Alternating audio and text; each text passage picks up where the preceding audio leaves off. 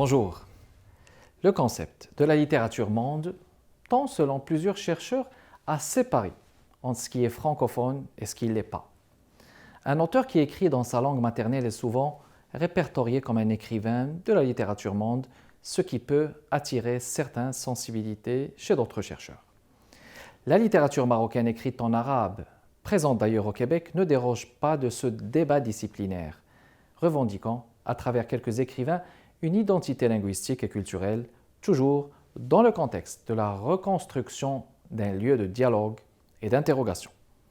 Nous avons le plaisir d'accueillir El Hafed Ez-Zabour, un poète originaire du sud du Maroc d'expression arabe, résident au Québec, diplômé en littérature arabe et de hautes études en développement social. El Hafed est ancien délégué de l'éducation nationale au Maroc. Il a fait son entrée dans la littérature par plusieurs articles dans différents sujets, publiés dans divers médias et tribunes. Il a publié Pawh Kanadi Azrak, c'est-à-dire Confession canadienne bleue. Ici Kamal Benkiran, bienvenue chez Art et Lettres.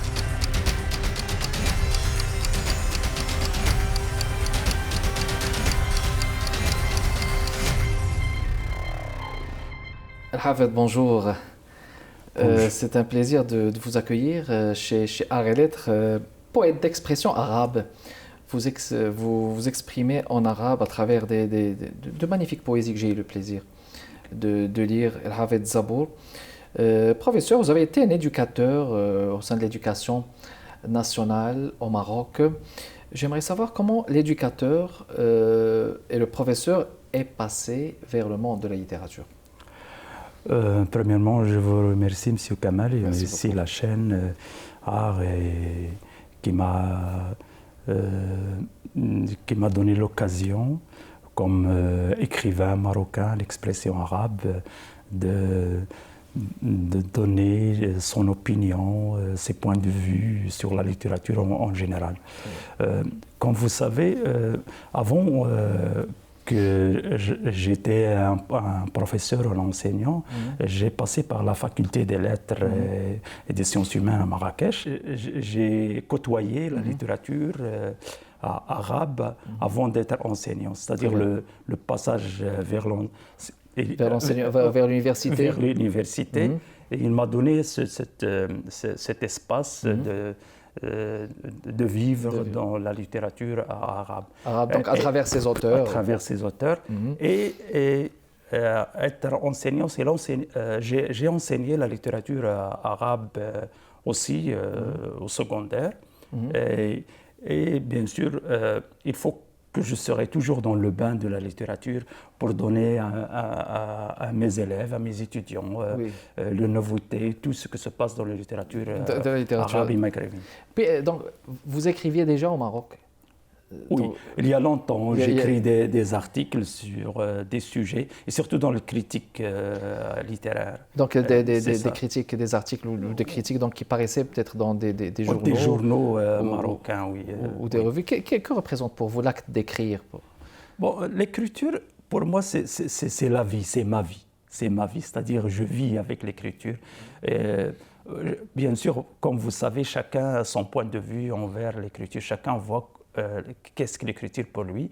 Mais pour moi, l'écriture, c'est, avant d'être un plaisir, c'est une existence, c'est une façon d'être, c'est une façon d'exister, c'est une façon aussi de voir le monde, c'est une vision au monde qui peut vous donner la chance de voir les choses autrement. Voilà, c'est ça. D'accord, donc il y a le concept de la littérature monde qui a des ambiguïtés. Donc on peut être quelqu'un de la littérature monde et écrire en français ou quelqu'un qui adopte ce concept mais écrire dans une autre langue comme la langue arabe. Vous, El Hafed, vous êtes auteur d'expression arabe au Québec, dans un espace où on parle français. Qu'est-ce que cela représente pour vous? Est-ce que ça vous pose, vous, un problème? Comment est-ce que vous collaborez avec ça?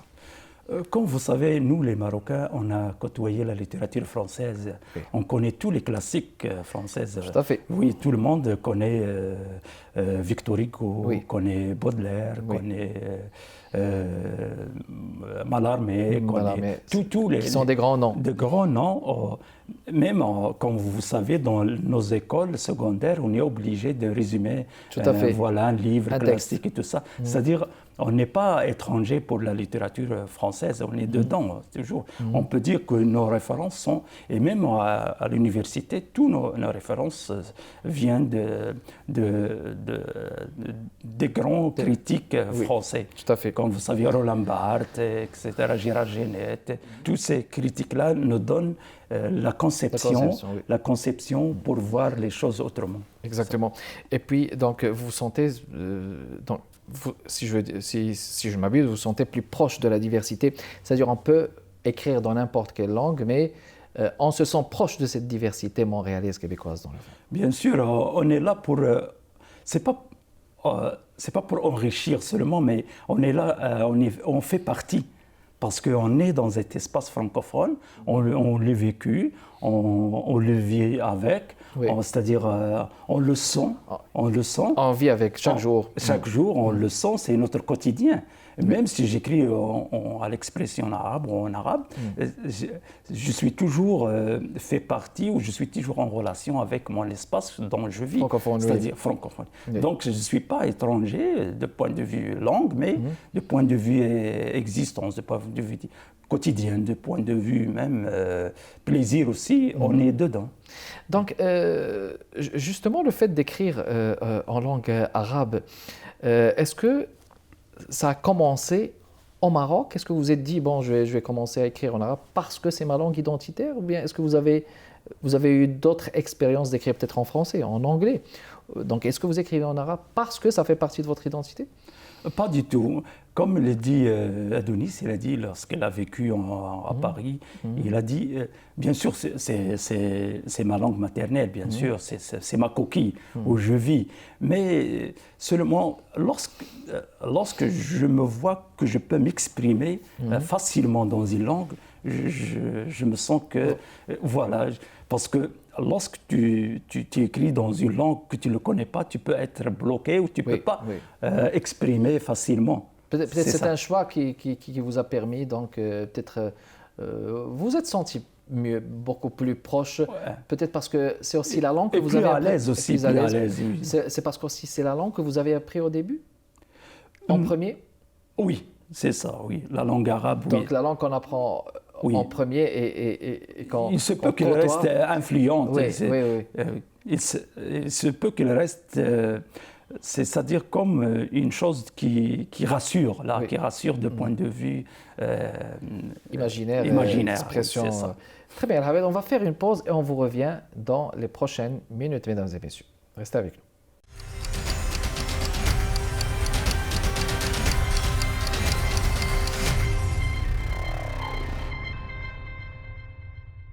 On est de retour, mesdames et messieurs, dans le cadre de Art et Lettres avec notre invité, Elhafed Zabour.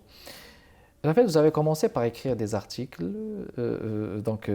puis un recueil, puis un livre que j'ai eu le plaisir de lire en arabe, Bawh Kanadi, Azrak en français, Confession canadienne bleue.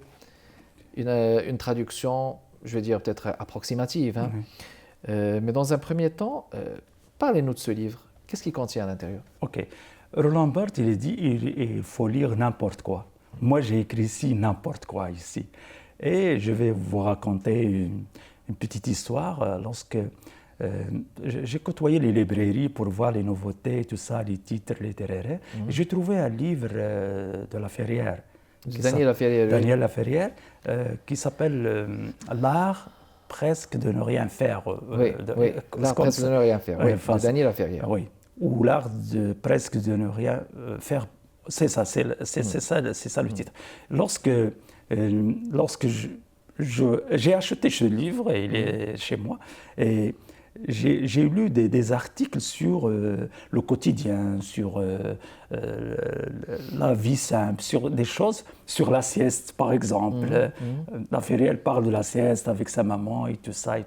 Des choses que l'autre, il peut le voir banal, mais il a un sens pour l'écrivain.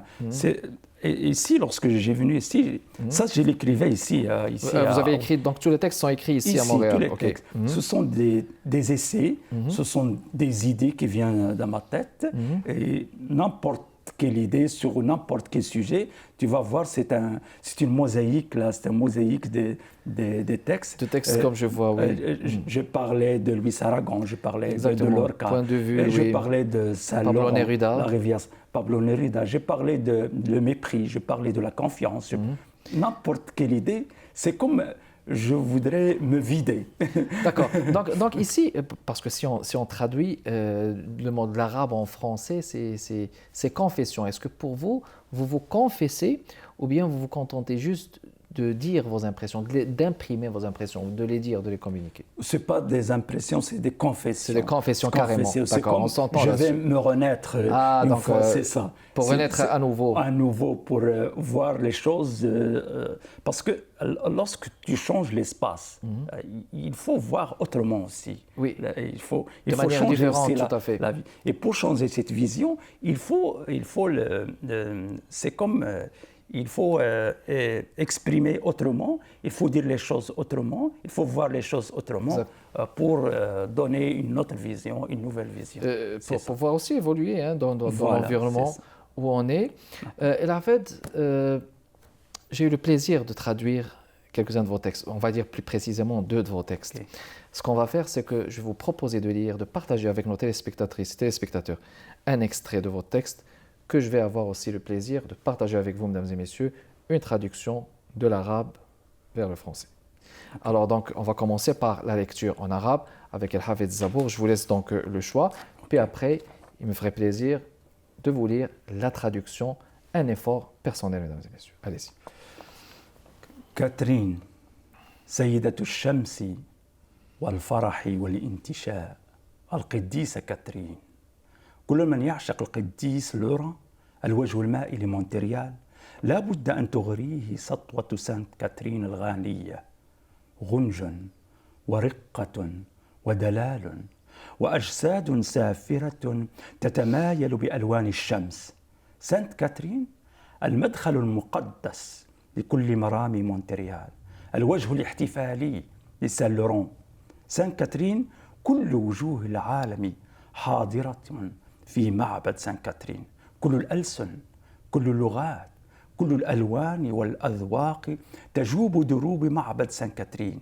سان كاترين تحتفي بزوارها كل عام، تستدرجهم خلسة لتقدم جهرا ما لذ من عشاءات في غياهب المعابد الرمزية، رقص وموسيقى، شعر وأجواق ومداشر سفلية تطبخ وتتعطر بأنفاس أرض قديسة تسكنها غمرة العاشقين الراكدين كأحصنة في تعدد أماكنها وتجاويفها الممتدة هنا وهناك. أنا القادم لا يغلبها، وهول الشتاء القادم لا يغلبها سوى وجع الجليد. الجليد أيضا يجلد سان كاترين، يدنس أرضها كما يكتم أنفاس سان لوران، يخنق آخر قطرة من نوافيرها الجياشة. حتى الطفولة تدرك أن سان كاترين قديسة بحجم البراءة، حضن لا يساويه سوى أن تدرك أن الصيف القادم سيكون أجمل من الشتاء القادم. لا بد أن تجرب حتى تدرك. Merci beaucoup. Je vais prendre la feuille et je vais donc partager la traduction en français, mesdames et messieurs.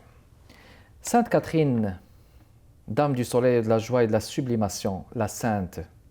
Tous ceux qui adorent Saint-Laurent adorent le visage à queue de Montréal. Il doit se laisser subjuguer par le pouvoir de Sainte Catherine, l'évanescente. Papier grossier et quadrillé, décor pulpeux se balançant en couleur de soleil.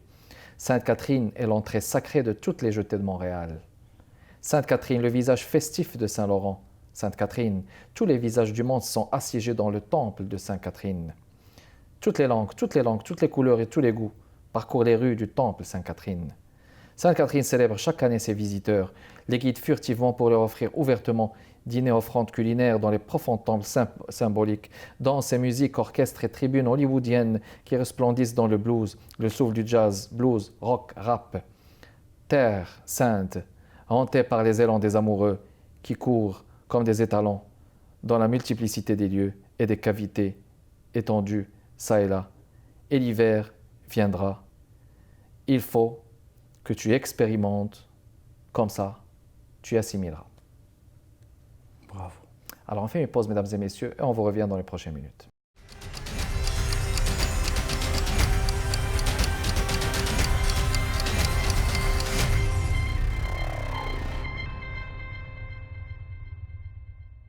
On est de retour, mesdames et messieurs, toujours dans le cadre de Art et Lettres avec notre invité Elafed Zabour. Elafed, alors après cette lecture, ces traductions, retournons à la littérature pour parler de la littérature marocaine d'expression arabe. Okay. Quel est votre sentiment sur cette littérature, ces écrivains, comment ils évoluent ici et ailleurs? Il y a longtemps un dicton ou une phrase qui dit les Égyptiens écrivent, les Libanais impriment et les Marocains lisent. Mais maintenant, non, c'est l'inverse. Maintenant, les Marocains écrivent, ils impriment et lisent. C'est-à-dire il y a une dynamique, une grande dynamique au Maroc.